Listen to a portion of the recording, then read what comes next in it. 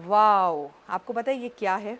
ये है बहुत ही खूबसूरत चीज़ जो मंगल के इस साल में आपकी नकारात्मकता को दूर करेगी और आपकी लाइफ में सक्सेस लाएगी। जी हाँ, आपको ये देखने से पता लग रहा होगा ये झाड़ू है और ये झाड़ू आपको पता है किस चीज़ की बनी हुई है? ये झाड़ू में से इतनी अच्छी खुशबू आ रही है, मेरे हाथों में से इतनी अच्छी खुशबू आ रही है कि शब्दों में बयान नहीं कर सकती। जी हाँ, ये दालचीनी की झाड़ू है। ये झाड़ू आपके घर के नकारात्मकता को दूर करेगी और पॉजिटिविटी को लाएगी। सिर्फ इसे अपने घर के मुख्य दरवाजे पर आपको टांगना है, इसे अपने घर की तिजोरी में रखना है, इसे अपने घर के मंदिर में रखना है, जहाँ आपका रखने का मन हो। एक्सीडेंट बार बार हो रहे हैं तो गाड़ी में इस तरह से आप टांग सकते हैं। और अगर कोई ऐसा शख्स है जो लगातार बीमार है तो उसके ऊपर से इस झाड़ू को इस तरह से नकारात्मकता को झाड़ना है। लेकिन एक झाड़ू को आप केवल एक ही व्यक्ति के लिए इस्तेमाल कर सकते हैं। और किसी बड़ी डील या काम पर आप जा रहे हैं तो आप इस झाड़ू को अपने साथ रख कर लेके जाइए। इस पे मंगल के साथ, ये जो मंगल का साल है, जो ये दालचीनी है वो शनि का कारक हो गई। यही झाड़ू है जो मंगल के इस शनि की युक्ति में हमारी रक्षा करेगी। और जो इस पर तार बंधी हुई है वो प्योर कॉपर की तार है जो सीधा कांटेक्ट रखती है हमारे मंगल ग्रह से। और आप अगर इस झाड़ू को अपने घर के मुख्य दरवाजे पर टांगते हैं, छुपाकर तिजोरी में रखते हैं, सफ़र में लेकर जाते हैं, जैसे कि एक्सीडेंट बहुत होने वाले हैं, ये आपकी कैसे कैसे रक्षा करने वाली है। बस आपके घर जब ये पहुँचे तो इसको आपको मैनिफेस्ट करना है। आपको एक्सीडेंट से बचने के लिए मैनिफेस्ट करना है कि भगवान मेरे साथ कोई घटना नहीं हो रही, मैं बिल्कुल सुरक्षित घर से जाती हूँ, सुरक्षित आती हूँ, मेरे पास बहुत धन आ गया है, मेरा पर्स हमेशा धन से लबालब भरा रहता है, मेरे गले में बहुत पैसा आ रहा है, मेरी दुकान बहुत चलती है। जैसे ग्राहक आकर गया, तुरंत अपने टेबल पर इससे झाड़ू मार ली। आपकी नंदे आने वाली हैं और घर में बहुत ची चाँ करती हैं, जहाँ वो बैठी हैं वो जहाँ से उठकर गई वहाँ पर एक कॉमन झाड़ू रख लीजिए और उनके जाने पर उस जगह को झाड़ दीजिए कि उनकी नज़र, पूरे घर को झाड़ दीजिए कि कोई भी नकारात्मकता दूर हो जाए। अगर एक बच्चा है जो आपकी बात नहीं सुनता और नेगेटिव है, उसके सर पे से 7 बार इसे घुमाकर और इस तरह से झाड़ दीजिए। और इसकी खुशबू, इसकी फ्रेगनेंस, ये झाड़ू ही अपने आप में रखना। प्योर सेरेमन मतलब प्योर दालचीनी की झाड़ू।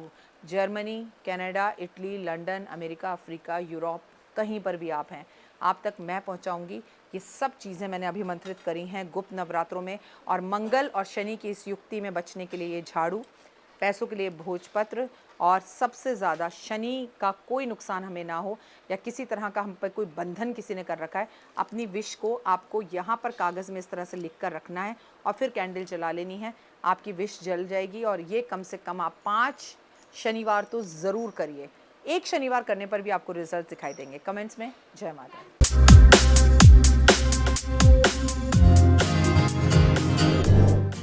परमात्मा की तस्वीर लगाओ अपने मन के कक्ष में, फिर सारे फैसले हो जाएंगे आपके पक्ष में। नमस्कार, सुस्वागतम, वेलकम, अभिनंदन। मैं हूं आपके साथ आपकी अपनी होसेंदोज डॉक्टर वायरा की। आपका स्वागत, अभिनंदन करती हूं आपके, मेरे और माता रानी के इस खूबसूरत से यूट्यूब चैनल पे। चलिए कार्यक्रम की शुरुआत हमेशा की तरह बिलीव इन कर्मा।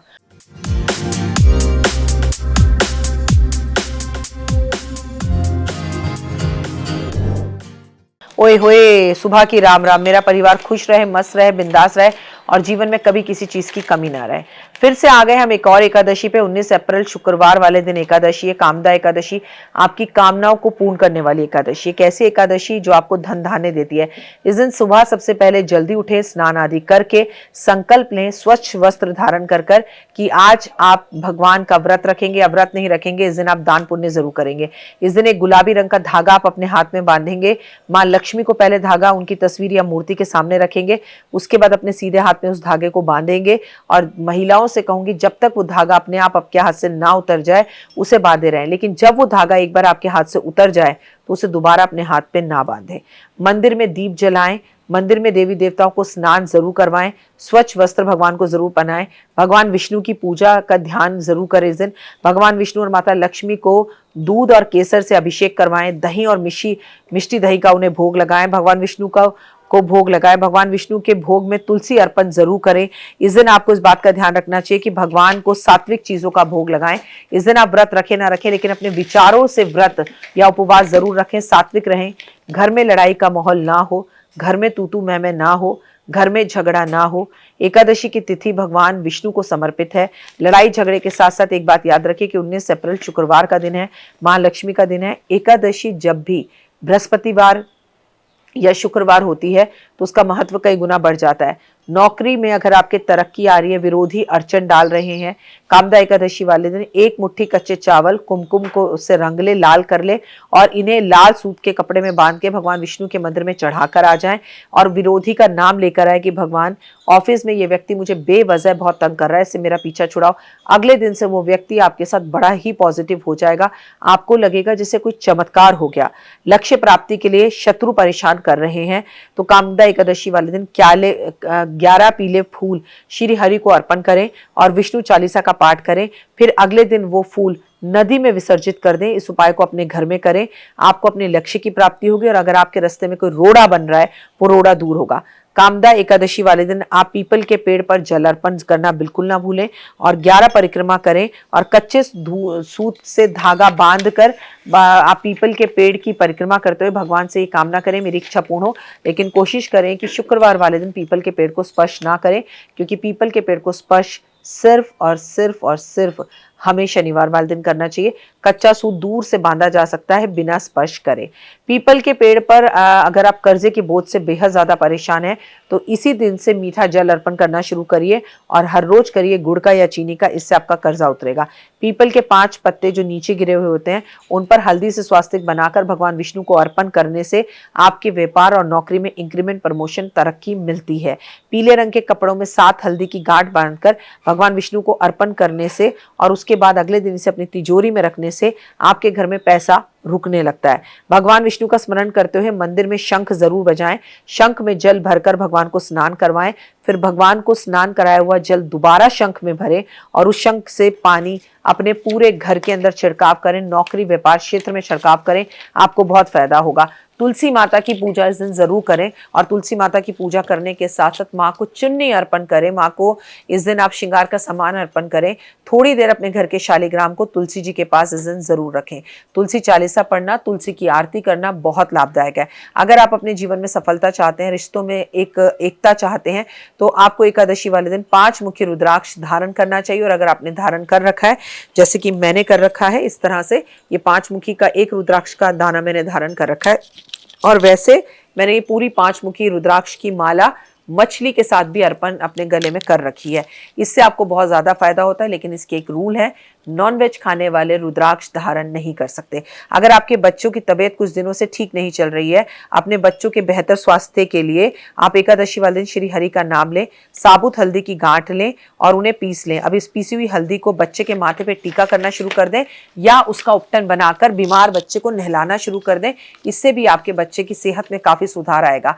अगर आप संतान प्राप्ति करना चाहते हैं तो एकादशी वाले दिन ताजे फलों का रस बनाकर भगवान विष्णु को उसका भोग लगाएं और सबसे बड़ी बात, ताजे रसों का फल निकालकर महादेव पर अर्पण करें और संतान प्राप्ति के लिए मुझे गणपति जैसा, कार्तिकी जैसा पुत्र प्राप्त हो या अशोक सुंदरी जैसी बेटी प्राप्त हो, ऐसी कामना करें तो आपको संतान जल्दी होती है। इसे अगली एकादशी पर भी रिपीट करिएगा। अगर आपकी संतान के जीवन में आगे बढ़ोतरी हो, उसका विवाह हो, उसको नौकरी मिले, जीवन बढ़िया रहे, तो भगवान विष्णु को मक्खन और मिश्री का भोग लगाएं और वो मक्खन और मिश्री अपनी संतान को अगर आप खिलाएं तो आपकी संतान को लेकर सभी मनोकामनाएं पूर्ण होती हैं। अगर जीवन में आप खूब उन्नति पाना चाहते हैं तो एकादशी वाले दिन आप एक जटा वाला नारियल लेके उसमें मौली और कलावा बांधकर श्री हरि को अर्पण करें अपनी मनोकामना और इच्छा बोलते हुए, तो आपकी जो भी मनोकामना और इच्छा है वो पूर्ण होगी। 19 अप्रैल शुक्रवार का दिन है और अप्रैल का जो महीना है बेहद ही खास है। अप्रैल के महीने में हमारा नववर्ष शुरू हो रहा है, अप्रैल के महीने में नवरात्रे हैं, अप्रैल के महीने में हनुमान जयंती है, महावीर जयंती है।